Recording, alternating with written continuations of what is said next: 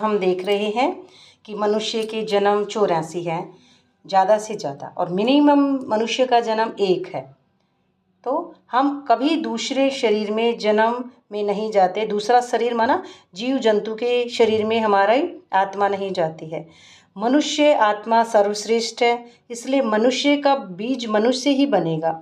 तो क्योंकि मनुष्य का जो विवेक होता है, मन बुद्धि संस्कार है, वो वही रहते हैं पावरफुल, जो उनमें स्थिति है वो दूसरे जीव जंतुओं में नहीं होती है। क्योंकि इंसान की आत्मा जो निकलती है, यानी सूक्ष्म जो स्थिति है वो निकलकर इंसान के शरीर में ही जाती है। तो ये संस्कार फिर लेके चला जाता है सूक्ष्म स्थिति। तो ये सूक्ष्म जो मन है, तो ये अहंकार को लेके जाता रहता है अगले अगले पार्ट में।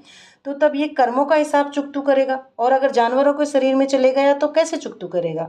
तो ये कर्मों का हिसाब चुकतू करने के लिए अगले शरीर में जाता है, और अगले को शरीर समझकर कर्म लेता देता रहता है।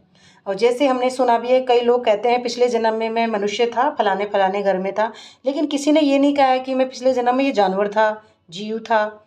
तो हम 84 जन्मों के बाद में फिर इसी अवस्था में वापस पहुंचते हैं संगम में।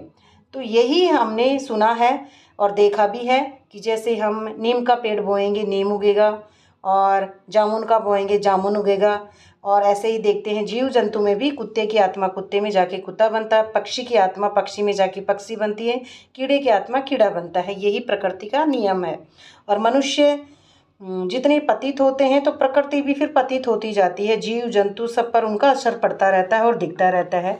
तो मनुष्य जो पाप करेगा तो पाप करेगा मनुष्य, तो जानवर उनवर ऐसा है तो ये बात नहीं है, बिल्कुल झूठ है ये बात। क्योंकि मनुष्य जितना दुखी है उतना जानवर दुखी नहीं है।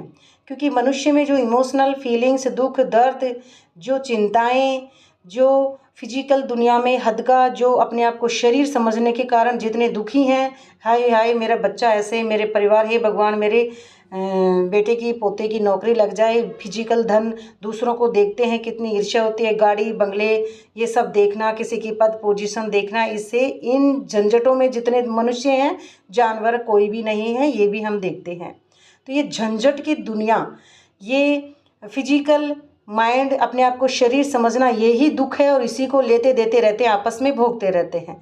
तो ये भोगना शरीर से भी हो सकती है, जैसे लूला लंगड़ा है, अंधा है, या फिजिकल अंग में कोई भी कमी हो जाती है, जिसका माइंड भी कई देखते हैं मंद बुद्धि के बच्चे होते हैं, और किसमें क्या कमी ये भी होता है। और जीव जंतु जैसे ही हमारी सोल कॉन्शियस स्थिति में प्योरता आती है, पवित्रता आती है, हमारी स्थिति सोल कॉन्शियस हम हमेशा बरकरार हो जाती है। इस ज्ञान को लेते लेते मेडिटेशन करते करते हम हाईएस्ट एनर्जी पे पहुंच जाते हैं। तो हमारी जो एनर्जी का लेवल है प्योर है, तो फिर प्रकृति भी प्योर बनती जाती है। इस पर प्रकृति का अर्थ जब पड़ेगा, जब मैं मेरी 5 तत्व के पुतले को कंट्रोल करके मेरी एनर्जी के लेवल पर जब मैं पहुंच जाऊंगी, तो ऐसे सभी पहुंचते जाएंगे, प्रकृति भी सतो प्रधान बनती जाएगी। जब मुझ आत्मा का जो नेचुरल नेचर है, संपूर्णता है, उसमें मैं जब टिक जाऊंगी, तो ये प्रकृति भी ऑटोमेटिक सुधर जाएगी।